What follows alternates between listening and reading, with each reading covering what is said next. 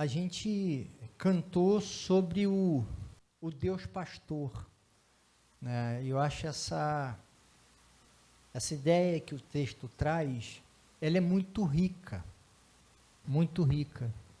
porque ela aponta para uma realidade em que você tem um Deus que se interessa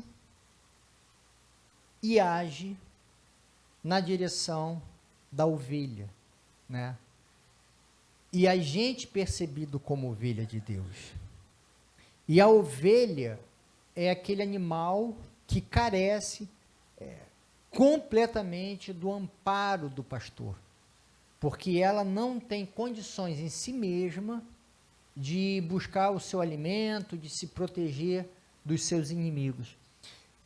Essa ideia do Deus que se interessa e age, e da ovelha que reconhece o cuidado desse pastor, é a isso que essa metáfora, que essa comparação, que essa ideia do Deus pastor com o fiel ovelha evoca.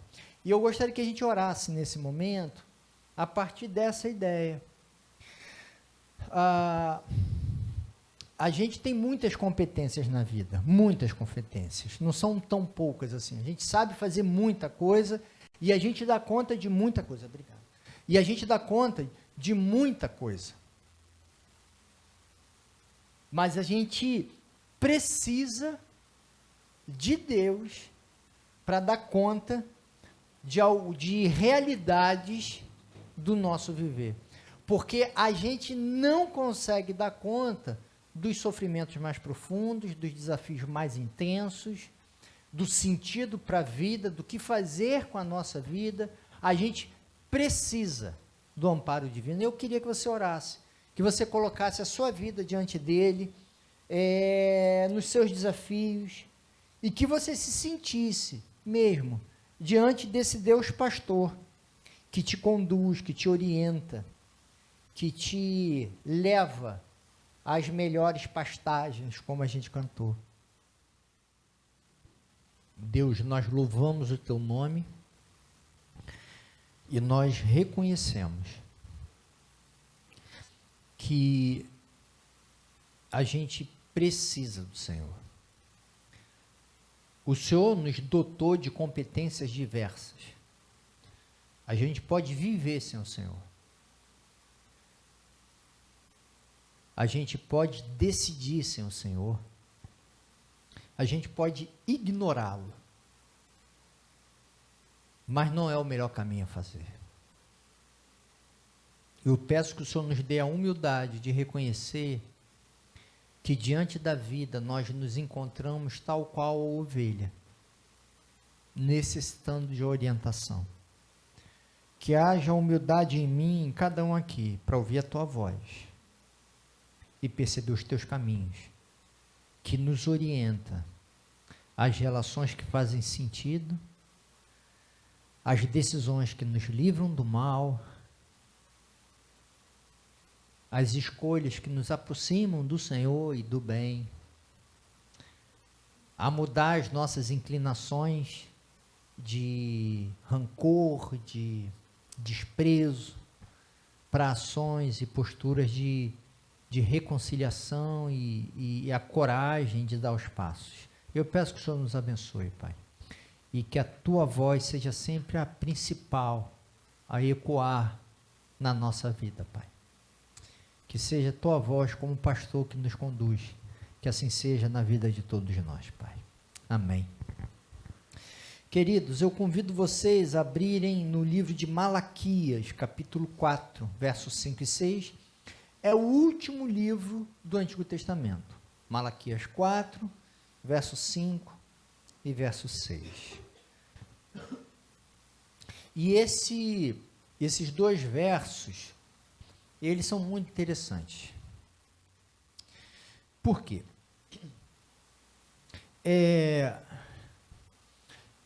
Porque quando a gente imagina Deus fazendo uma orientação por meio do seu profeta, para orientar o seu povo, provavelmente a gente pensaria em ações de culto, nós pensaríamos em grandes feitos e realizações.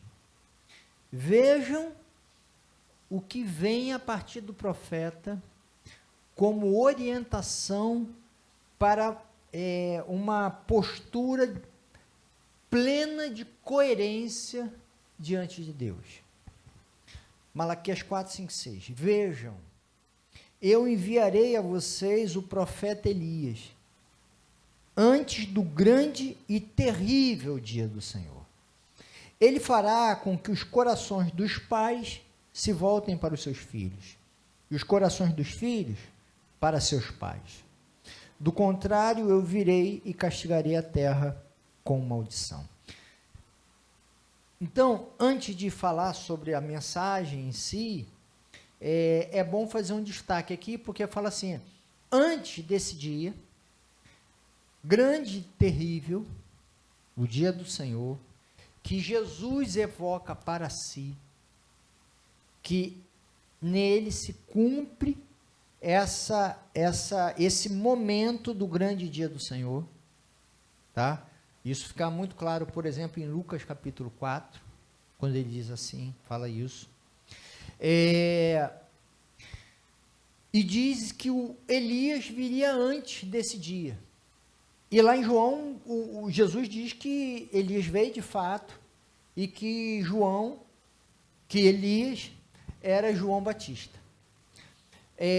E aqui, mais uma vez, o que é muito óbvio no texto bíblico, fica evidente a impossibilidade da interpretação literal do texto. A impossibilidade.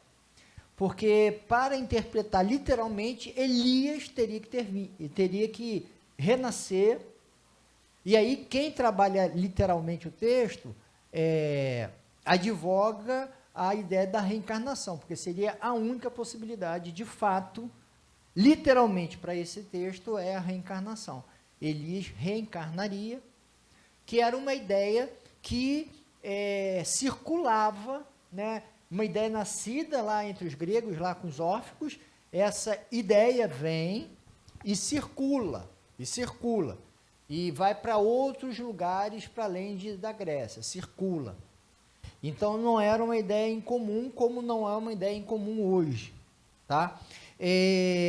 O fato é que, se a gente for interpretar literalmente, a gente tem que dizer que a Bíblia advoga a reencarnação. Daí a dificuldade, e é uma ideia que não circula no texto, a reencarnação não é uma ideia que circula no texto. Daí a ênfase que toda hora eu falo sobre os riscos da gente interpretar literalmente o texto. A gente precisa entender qual a mensagem que está sendo expressa, para além da literalidade das palavras. E o que o profeta está dizendo é que vem alguém da envergadura de um Elias, com os impactos produzidos por um Elias. Então, alguém semelhante a Elias. A ideia é essa. Alguém semelhante a Elias. Como o profeta nunca imaginaria que alguém ia interpretar isso literalmente, né? Porque não dá para imaginar que alguém ia interpretar literalmente, ele não falou assim, virá alguém semelhante a Elias, não é Elias, mas alguém semelhante a Elias, entende? Mas tem gente que interpreta o texto bíblico literalmente, sem levar em consideração toda essa discussão. Ok, então, só para falar isso, então, a ideia, e que Jesus diz que é João Batista, que é aquele que anuncia caminhos e que vem produzir esse impacto, que vem antes do dia do Senhor, que é inaugurado por Jesus. Tá? Agora, o que eu acho sensacional nisso? É que qual é a grande ação que esse sujeito que vem no poder de Elias, que vai ter um impacto semelhante a Elias, da envergadura de um Elias, o que ele vai realizar de tão extraordinário? Que o coração dos pais se voltem para os seus filhos. E o coração dos filhos para os seus pais. Aí você fala assim, ué, é só essa a mensagem? Eu estava esperando um negócio imenso. É só essa a mensagem? Que os pais se voltem para os filhos para os seus pais? Percebam que essa questão da relação dos pais com os filhos, dos filhos com os pais, não é algo tão natural. Tanto assim que toda hora há falas nessa direção. Inclusive, naquele que é o extrato dos mandamentos, né, os 10 mandamentos, a gente tem orientações gerais sobre a relação com Deus e relações gerais no trato com todas as pessoas. Mas tem um mandamento específico que é para os filhos cuidarem dos pais. Honra seus pais e suas mães. Ou seja, por que tem um mandamento específico para esse? Porque os filhos não faziam isso. Se tem um mandamento falando sobre algo, se tem algo explicando e enfatizando, é porque esse algo não é feito. Porque senão não precisava dizer. Né? Assim é a lei. A lei diz algo porque esse algo não é feito. Ou proíbe algo porque esse algo é feito e tem que parar de fazer. Senão não precisa de lei. Ninguém precisa falar assim, é obrigado, olha, se tiver um banco vazio, você pode sentar. Ninguém vai falar isso. Não precisa criar lei para isso, porque se estiver vazio, você vai sentar. Você que tem que criar lei é o seguinte, se chegar um idoso, você tem que dar lugar. Por que eu tenho que criar essa lei? Porque as pessoas não levantam. Se levantasse, eu também não precisava criar lei. Entende? Se tem um mandamento específico sobre um ponto, é porque as pessoas não cumpriam. Tá? Então, percebam que esse movimento em direção dos pais para os filhos, os filhos para os pais, não era algo habitual. Os filhos cuidavam de si na precariedade da vida que tinham, o pai deixava o pai à sua própria sorte. Tá? E com essa expectativa, o pai também não se envolvia tanto com o filho. Aí são outras discussões da realidade familiar da época. Mas o que eu quero destacar é que o grande feito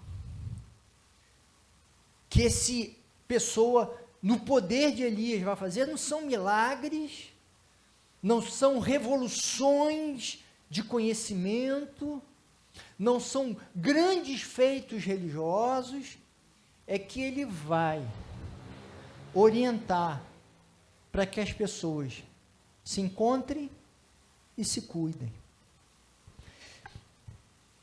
A grande mensagem que vem de Deus para a sua vida e para a minha é que algumas mudanças muito drásticas precisam acontecer na vida da gente. E essas mudanças passam, primeiro, pela aproximação, lógico que com Deus, mas decorrente dessa aproximação com Deus, é a aproximação com as pessoas. E aí, meus amados, a gente vive uma situação que não é simples,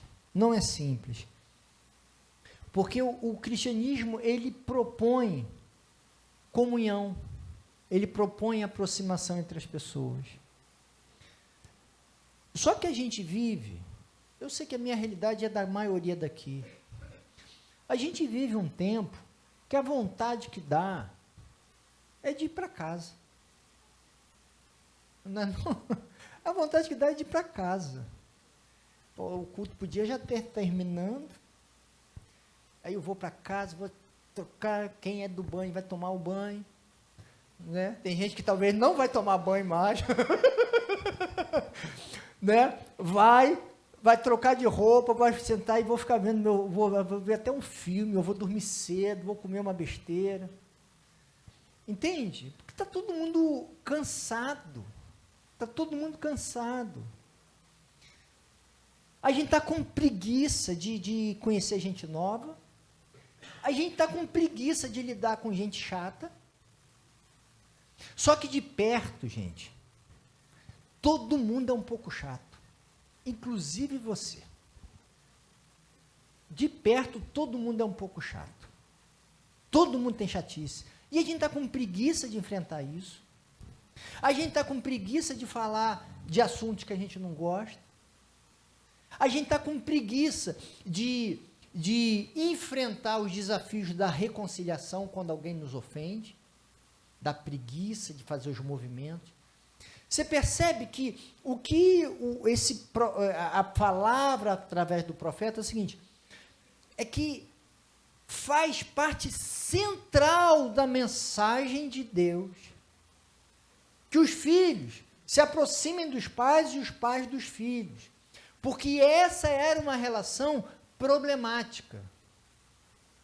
Talvez não seja essa relação problemática na sua vida, espero que não seja, porque problema na relação familiar é sempre muito chato. Mas a ideia vai para qualquer outro tipo de relação, entende? O projeto divino não é que a gente, como diz Paulo, né, no que depender de vocês, tenha paz com todas as pessoas, porque não tem como se dar bem com todo mundo, isso é ilusão. Não tem como ficar em paz com todo mundo, porque não tem jeito. Mas no que depender de você, que você faça os movimentos. E vamos ser honestos. Esse movimento não é natural. Não é natural. Por isso que esse movimento é próprio do agir de Deus. O que eu quero dizer para você e para mim é que o desejo divino é que você enfrente essa preguiça, esse medo de sofrer, de ser traído, de ser investir e depois não dar certo, esse cansaço de já ter sofrido algumas tentativas. E que você invista no encontro com as pessoas. Porque isso é parte absolutamente fundamental da mensagem divina. E nesse encontro, há uma dimensão de cuidado. Por quê? Porque fala do interesse desse filho com o pai e do pai com esse filho. As relações familiares, pai e filho, são relações em que há uma orientação do pai e um cuidado do filho nessa sua velhice. Está embutida a ideia de cuidado, tanto que está no mandamento, honrar pai e mãe, no fundo é cuidar do pai e da mãe na sua precariedade, né? Num mundo onde não havia previdência social, não tinha nada disso, são os filhos que cuidam dos pais. Ainda mais nesse contexto de pobreza típica para quem é destinado o mandamento. Então, se encontra nessa dimensão de cuidado. Gente, cuidar de quem não lhe trará benefícios, ou o benefício que resultará desse cuidado ser duvidoso, talvez eu tenha alguma retribuição, talvez não, no caso do pai que cuida do filho, talvez eu tenha retribuição, talvez não.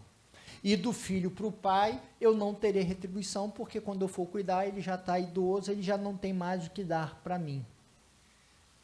Essa dimensão do cuidado, em que não há retribuição, é um profundo desafio.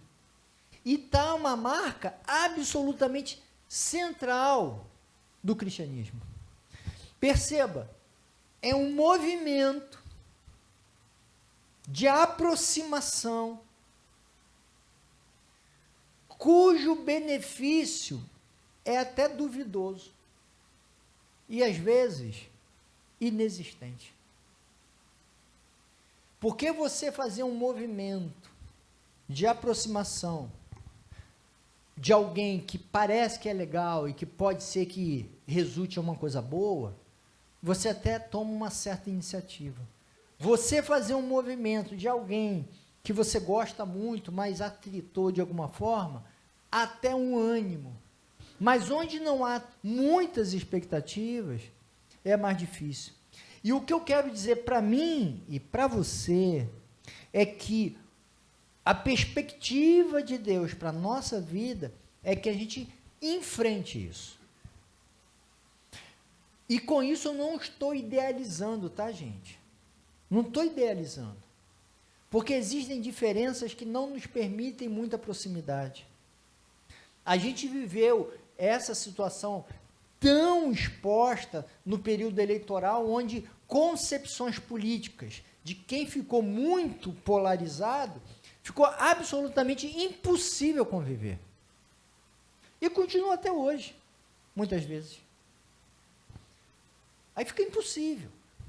Mas no que depender de você, que você se aproxime, no que depender de você. Óbvio, desde que o outro não te agrida o tempo todo, te ofenda, né? Aí não tem como.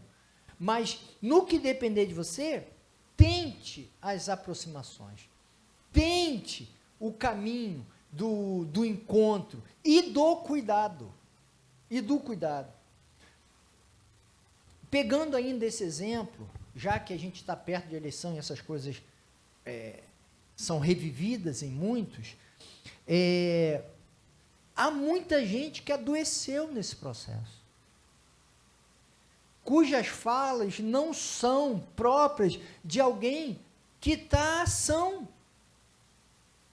Tem gente que ofendeu outros porque respirou, porque emitiu uma opinião, porque, enfim, entende? Não está saudável, está adoecida. Há algo que se possa fazer? Às vezes não tem, mas às vezes tem. Que movimento é possível fazer aos adoecidos? Percebam que o grande, e aí esse é o grande milagre do cristianismo. O grande milagre do cristianismo não são ressurreições, não são curas físicas. A grande marca do cristianismo, segundo ensinado por Jesus, é quando a gente faz um movimento em direção ao outro, como expressão do amor, do cuidado. E aí, como disse Jesus, fazer o bem a quem me trará recompensa, todo mundo faz, é até um ato de inteligência. Então, por exemplo, se eu acho o Tarcísio gente boa, e falo assim, Tarcísio, vamos sair? Essa saída para mim é agradável, vai ser boa para ele e vai ser boa para mim. Eu não estou fazendo favor nenhum. Eu estou curtindo um bom momento. Agora, quando é alguém que não tem nada a me oferecer, ao contrário, é só doação, esse tipo de movimento é que mostra com clareza a densidade do cristianismo na vida da gente. Entende? É esse movimento aos adoecidos da vida. É esse movimento em direção aos que estão... Jesus fala isso, né? Aos doentes, né? Eu não vim para os sãos, mas para os doentes. Aos que estão aí, ó, à margem de qualquer lucidez, de qualquer ventilação de paz e alegria na vida. O que eu quero dizer para mim, para você, diante do que a gente leu, é que a marca concreta daqueles que serão impactados por essa grande mensagem é que essas pessoas vão se dirigir em direção ao outro não espontâneo, ao outro não natural, ao outro que muitas vezes não produz retribuição e satisfação. Com isso, repito, e com isso eu termino, sem idealização, tá, gente? sem idealização. Você não vai se dar bem com todo mundo, não tem como se reconciliar com todo mundo, não tem como conviver com todo mundo. Não é isso. Mas é a abertura na alma, o desejo sincero de querer se aproximar e de cuidar, de fazer o bem. E às vezes a gente faz o bem, mas não convive, porque não tem como conviver. Mas que haja liberdade na alma da gente para estar pronto para fazer o bem.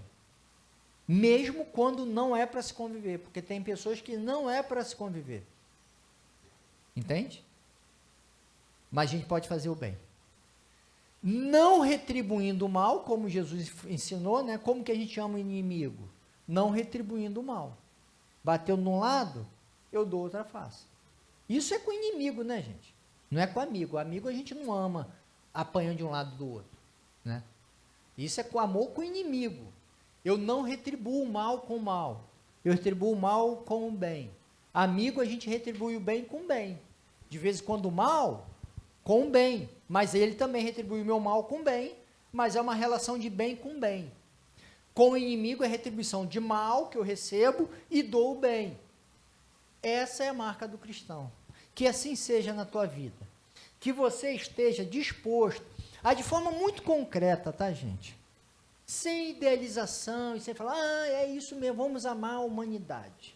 Não, é amar o José lá, que é um sujeito que perturba, que é do mal, que é um sujeito que lhe faz mal, que atrapalha, e você pensa assim, Deus, o que eu faço com esse sujeito que passa pela minha vida?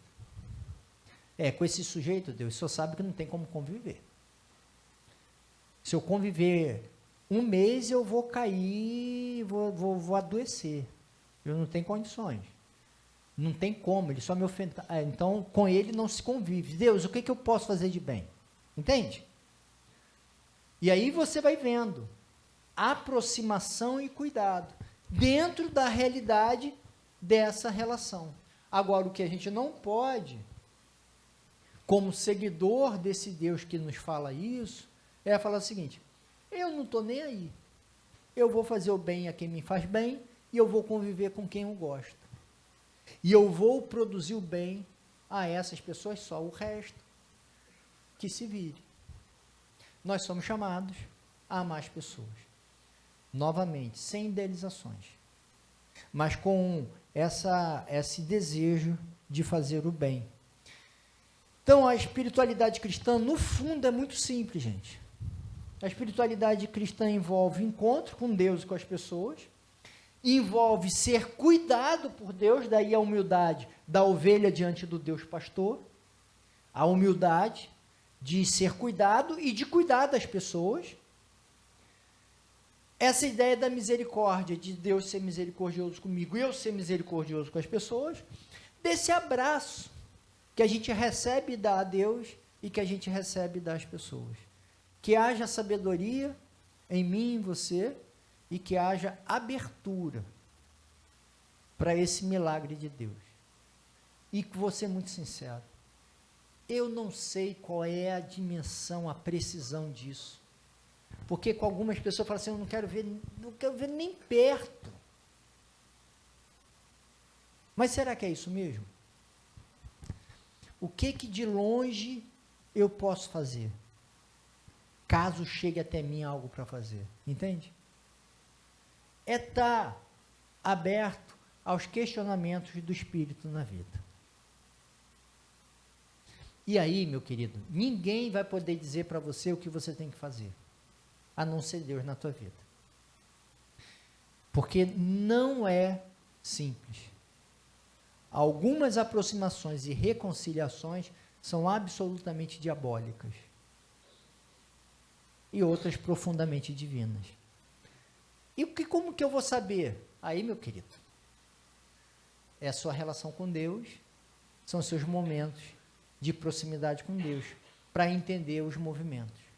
Mas que não fique nem aberto como a criança, confia em todos, e nem fechado como o embrutecido pelas dores da vida. Porque Deus cuida de você para que você tenha essa liberdade para você poder cuidar dos outros. Então eu queria mais uma vez que você orasse. E que nessa oração tivesse nome. Senhor, o que eu faço com esse fulano, Deus? Eu não sei o que fazer. Entende?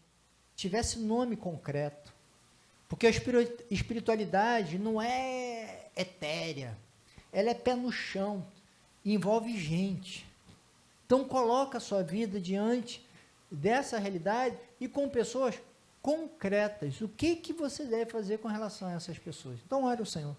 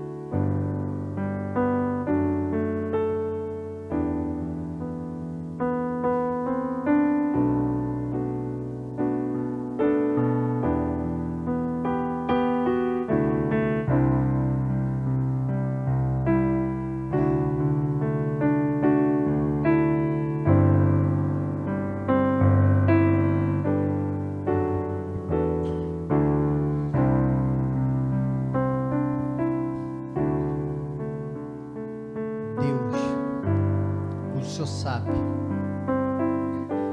o quão difícil é lidar com a realidade concreta da vida, Pai. Porque com algumas pessoas a gente precisa abrir o coração e com outras a gente precisa fechar. Com algumas a gente precisa caminhar pertinho e com outras muito longe. A todas elas a gente deve amar, ou seja, desejar fazer o bem. Mas a gente nem sabe também como que a gente faz o bem às pessoas, muitas vezes. Às vezes é dizendo sim, às vezes é dizendo não. Às vezes é se afastando, às vezes é se aproximando. Deus, eu peço que a gente tenha noção do cuidado que a gente precisa ter com a gente, com a nossa família. Mas que a gente não ignore, Pai. Que te seguir é fazer todos os movimentos que envolvem se aproximar e cuidar de pessoas. Portanto, Pai, eu peço que o Senhor nos dê a sabedoria. Aqui as pessoas colocaram de forma concreta, Pai, nome de pessoas, o que fazer. Eu peço que o Senhor nos abençoe, Pai, nos oriente, para que a gente consiga seguir os Teus conselhos. Que o Senhor seja o nosso Deus pastor e a gente suas ovelhas a serem conduzidas, ainda mais nesse desafio concreto de como lidar com as pessoas. O Senhor sabe do nosso cansaço, do nosso desânimo, da nossa preguiça, mas eu peço, Pai, que mais forte do que tudo isso seja o Teu Espírito em nós, Deus, a nos mover em direção àquilo que precisamos nos mover, Pai. E como não existe definição prévia, certo ou errado nesses movimentos claros para a gente clama por Tua orientação, Deus. Eu peço que o Senhor nos abençoe, Pai. Dá-nos a sabedoria. Eu peço, Pai, que o Senhor alivie a nossa alma da culpa e que o Senhor nos alivie também, Pai, daquele sentimento de obrigação de fazer aquilo que não nos cabe fazer, mas que o Senhor nos oriente a fazer aquilo que nos cabe, Pai. Ou seja, Deus, a gente precisa do Senhor. E eu peço que nessa igreja aqui, Pai, e as pessoas que aqui estão, sejam orientadas por Ti, porque muita coisa na vida é complicado, difícil, e a gente agradece, Deus, porque o Senhor é um Deus presente, que está perto da gente, que nos ama, que acolhe a nossa incoerência e fragilidade. E que haja profunda sinceridade em todos nós, Pai, para encontrar os caminhos mais adequados da vida, Pai. Abençoe cada um aqui, Pai. Eu peço que o Senhor nos abençoe nessa semana, Pai. Certamente alguns aqui viverão momentos difíceis em suas escolhas e nas suas relações, Pai. Eu peço que o Senhor abençoe cada um, Pai. Dá-nos a sabedoria e a resistência para seguir. Coloca a gente boa perto da gente, Pai. Eu te peço isso hoje. E que haja humildade em cada um de nós para receber o teu abraço por meio das pessoas que o Senhor colocar, por meio da tua própria voz, Pai. Abençoe cada um, Pai. É o que eu te peço e te agradeço, Pai. Amém. Amém. Que Deus nos abençoe, queridos.